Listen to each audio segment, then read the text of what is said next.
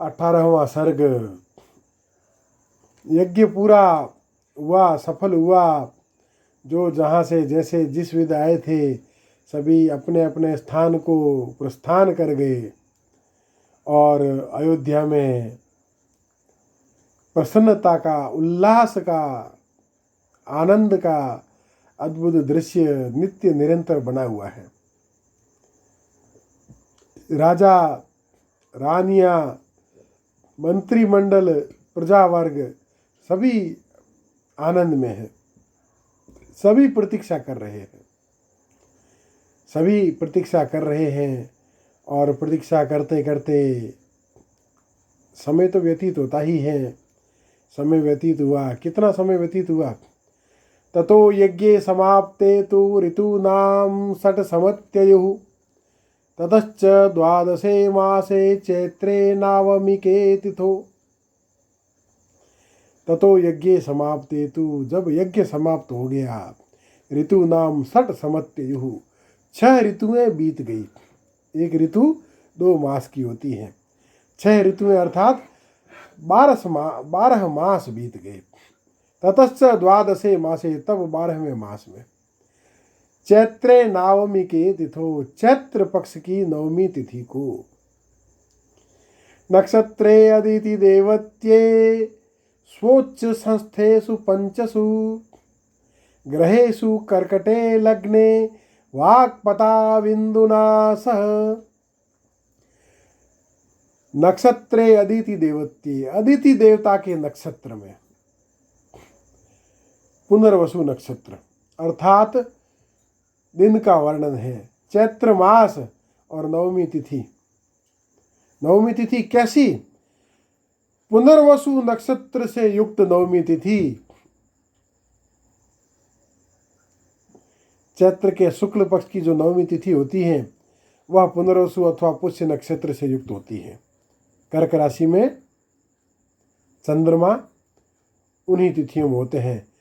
तो नक्षत्र कैसा है? पुनर्वसु नक्षत्रे अदिति देवत्ये, और साथ में क्या है? स्वोच्च संस्थेषु पंचसु, स्व और उच्च में 5 स्थित हैं। कौन?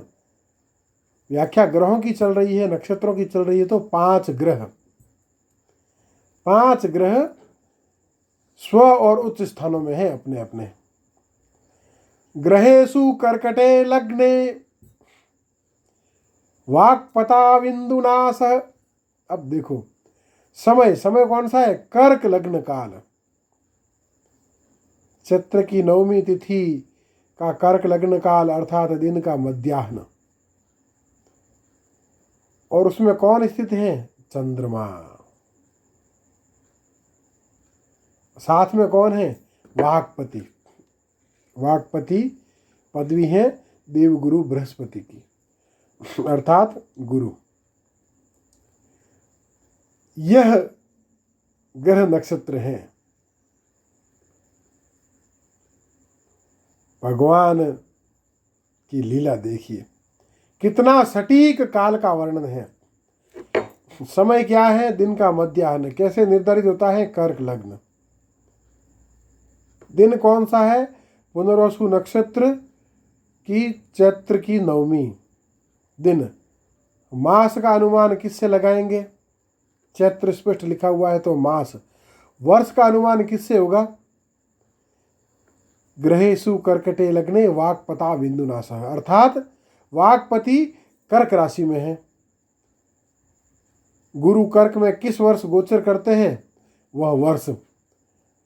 और अन्य सहयोगी 5 ग्रह स्वोच्च संस्थेषु पंचसु, कुल 5 ग्रह अपने स्व अथवा उच्च स्थानों में है। ऐसी वेला के अंदर, ऐसी वेला में क्या होता है? प्रोद्यमाने जगन्नाथम सर्वलोक नमस्कृतम। प्रोद्यमाने जगन्नाथम सर्वलोक नमस्कृतम। कौसल्या जनयद रामम दिव्य लक्षण संयुतम। उस समय सर्वलोक नमस्कृतम, सारे लोग जिन्हें नमस्कार करते हैं, जो सब लोकों से नमस्कृत हैं। कौन है? जगन्नाथम, जो जगत के स्वामी हैं, सारे जगत के नाथ हैं, वह प्रकट हुए। प्रोद्यमानम जगन्नाथम, वह प्रकट हुए। कैसे प्रकट हुए? कौसल्या जनयद रामम दिव्य लक्षण संयुतम। माता कौशल्या ने दिव्य लक्षणों से युक्त श्री राम को जन्म दिया। बोल राजा रामचंद्र देव की जय, भगवान श्री राम की जय। माता कौशल्या ने दिव्य लक्षणों से युक्त उन श्री राम को जन्म दिया जो सारे लोकों में वंदनीय हैं और इस जगत के स्वामी हैं। जगन्नाथ, जगन्नाथ नाम किसका है? मेरे प्रभु, मेरे स्वामी श्री राम का है। मेरे राम का नाम है जगन्नाथ। ऐसी ग्रह स्थिति में मेरे राम का जन्म हुआ। कौशल्या उसी प्रकार राम को अपने अंक में लेकर सुशोभित हुई जैसे वज्रपाणी इंद्र से देव माता अदिति सुशोभित हुई थी। राम के जन्म के पश्चात माता कैकेयी के गर्भ से महात्मा भरत जी का जन्म हुआ।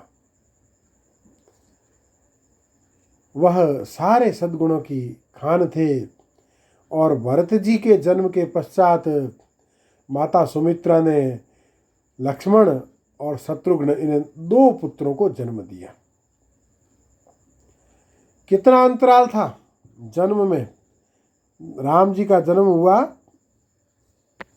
पुनर्वसु नक्षत्र और कर्क लग्न में, और भरत जी का जन्म हुआ पुष्ये जातस्तु भरतो मीन लग्ने प्रसन्नधि।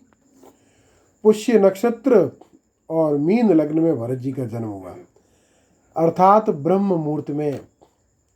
राम जी के जन्म से लगभग 16 घंटे पश्चात। सार्पे जातु तु सौमित्री कुलीरेभ्युदितेरवो। और राज्ञः पुत्रा महात्मान चत्वारो जग्निरे पृथक् गुणवंतो अनुरूपाश्च रुच्या प्रोष्ठ पदोपमः। तो शत्रुघ्न जी और उनके बड़े भाई लक्ष्मण जी का जन्म कब हुआ? आश्लेषा नक्षत्र और कर्क लग्न में, अर्थात राम जी से 2 अहोरात्र पश्चात, दिन के मध्याह्न में। भरत जी के जन्म से लगभग 30 घंटे पश्चात। इस प्रकार राजा दशरथ के घर आज बधाइयाँ बंटने लगी। बड़ा भारी उत्सव हुआ। उस अनिर्वचनीय आनंद का, उस प्रसन्नता का, उस उत्सव का वर्णन हम अपने मुख से करके अतिशयोक्ति कथन की दृष्टता नहीं करेंगे। हमारी सामर्थ्य नहीं है अयोध्या के उस उत्सव का वर्णन करने की। हमारा सौभाग्य है कि हम स्मरण कर पा रहे हैं, अन्यथा सामर्थ्य नहीं है। जो उत्सव, जो आनंद का भाव महाराज दशरथ के घर हो रहा है, उसका वर्णन भला यह तुच्छ राम का दास क्या करेगा। बोल राजा रामचंद्र देव की जय। 11 दिन बीत जाने पर, जन्म के 11 दिन व्यतीत हुए, तब कुल गुरु वशिष्ठ जी ने बालकों का नामकरण संस्कार संपन्न किया। सबसे बड़े पुत्र का नाम राम रखा। कैकेयी के पुत्र, उनका नाम भरत रखा। सुमित्रा के पुत्रों का नाम लक्ष्मण और शत्रुघ्न रखा। इस प्रकार चारों कुमारों का नामकरण संस्कार संपन्न हुआ। अब देखो, राम जी का नाम राम क्यों रखा, यह हमारी अपनी समझ है, महर्षि वाल्मीकि ने वर्णन नहीं किया है। जो वाल्मीकि ने किया वह बताया, ये व्याख्या हमारी है, हमारी जैसी अल्प समझ है उस अनुसार। नामकरण श्रेष्ठ आदर्श महान पुरुषों के नाम पे किया जाता है। हर व्यक्ति का आदर्श होता है, महान होता है। राम के सामने बड़ी चुनौतियां आने वाली थी। वशिष्ठ जी विषय के उद्भट विद्वान हैं, ज्योतिष के महान ज्ञाता हैं। वह जानते हैं कि भविष्य में इस बड़े राजकुमार को असुरों का संहार करना है, इस धरती को असुरों से मुक्त करना है। तो क्या किया जाए? महर्षि जमदग्नि और माता रेणुका के एक पराक्रमी पुत्र हैं जिनका नाम है राम। हाथ में परशु धारण करके चलते हैं, इसलिए लोक में परशुराम के नाम से भी विख्यात हैं। उन्हीं राम को संभवतः आदर्श मानकर, क्योंकि वह राम शौर्य के प्रतीक हैं, सामर्थ्य के प्रतीक हैं। महाभारत में सुंदर कथा आती है। सभा पर्व में भीष्म जी श्री हरि के अवतारों का वर्णन करते हैं तो वह कहते हैं कि सहस्त्रबाहु कृतवीर्य के पुत्र कार्तवीर्य अर्जुन ने तपस्या से भगवान दत्तात्रेय को प्रसन्न किया और उनसे अमरता का वरदान मांगा। दत्तात्रेय ने कहा, अमर तो आज तक कोई हो नहीं पाया, तो मैं भला अमरता का वरदान कैसे दे सकता हूँ। तब कार्तवीर्य अर्जुन, जो सहस्त्रबाहु के नाम से विख्यात था, 1000 अंगरक्षक अनुचर रखता होगा, इसीलिए सहस्त्रबाहु नाम पड़ा होगा उसका। उसने कहा कि मेरी मृत्यु ऐसे वीर के हाथों हो जिसके समान बलशाली वीर, शौर्य संपन्न, तेजस्वी न तो उससे पहले कोई हुआ हो और न ही उसके पश्चात ही कोई होने वाला हो। तब भगवान दत्तात्रेय ने कहा, तथास्तु, और उस राक्षस कार्तवीर्य अर्जुन का वध करने के लिए श्री हरि ने महर्षि जमदग्नि के यहाँ पुत्र रूप में अवतार धारण किया और उन्हीं जमदग्नि नंदन राम के हाथों उस दुर्दांत गौ माता के शत्रु कार्तवीर्य अर्जुन का वध हुआ। तो राम नाम शौर्य का प्रतीक है और प्रामाणिक रूप से शक्ति का प्रतीक है राम नाम।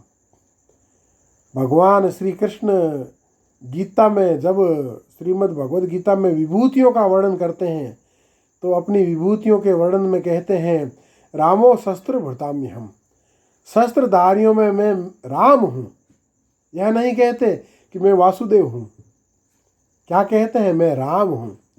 अर्थात राम नाम शस्त्र धारण करने की प्रबल शक्ति का प्रतीक है। संभवतः महर्षि वशिष्ठ ने इसीलिए बड़े पुत्र का नाम राम रखा। बोल राजा रामचंद्र देव की जय। महर्षि वशिष्ठ यह भी जानते थे कि राम जब असुरों के संहार के लिए वन गमन करेंगे तो इस राज्य का भरण पोषण कौन करेगा। तो यह जो द्वितीय पुत्र हैं, यह इस राज्य का, प्रजा का भार वहन पुत्र की भांति करेगा, इसलिए उसका नाम भरत रखा। तीसरा पुत्र जो अद्भुत और दिव्य लक्षणों से युक्त हैं, इसलिए उसका नाम लक्ष्मण रखा। और चौथा जो सारे शत्रुओं को नष्ट करने में समर्थ हैं, उसका नाम शत्रुघ्न रखा। अब देखिए, चारों भाइयों का जन्म कर्क राशि में हुआ है। चंद्रमा कहाँ है? पुनरसु पुष्य आश्लेषा, कर्क राशि में है। तो नाम तो सबका वर्तमान प्रचलित अवधारणा के अनुसार हितेश, हीरालाल ऐसे होने चाहिए थे, पर किसी का भी नाम कर्क राशि पर नहीं है। राम तुला राशि पे, भरत धनु राशि पे, लक्ष्मण मेष राशि पे, शत्रुघ्न कुंभ राशि पे। अर्थात उनके नाम लक्षणों के आधार पर रखे गए। राशि के आधार पर नहीं रखे महर्षि वशिष्ठ ने। उनके भावी कर्मों का ध्यान रखते हुए उनका अद्भुत नामकरण संस्कार संपन्न किया। जब अद्भुत गुरु हो और जब अवतार हो, श्री हरि का अवतार हो, चारों भाई मिलकर श्री हरि का पूर्ण अवतार है। चार चार कला संपन्न हैं लक्ष्मण जी और शत्रुघ्न जी। तो 4 और 4 8 कला, और 8 कला संपन्न हैं भरत जी। तो 8 और 8 16, और 16 कला संपन्न है राम जी। इस प्रकार कुल 32 कला का अवतार है यह रामावतार। चारों भाई मिलकर धर्म के 4 पाद है ना, तो यह देखो 4 भाई हैं। हमारा धर्म 4 के भाग से ही समझा जा सकता है। 4 आश्रम, 4 वर्ण, आत्मा के 4 चरण। मांडुक्य उपनिषद कहता है सोयम आत्मा चतुष्पाद। वह और यह आत्मा कितने 4 पैरों वाला है। उनके नाम क्या है? वैश्वानर, तेजस, प्राज्ञ और अद्वैत। धर्म, अर्थ, काम और मोक्ष 4 पुरुषार्थ हैं, 4 वर्ण हैं, 4 आश्रम हैं। सब कुछ 4 के अनुपात में है। तो दशरथ के पुत्र भी 4 हैं। इस प्रकार मेरे श्री हरि का अवतार होता है। बोल राजा रामचंद्र देव की जय।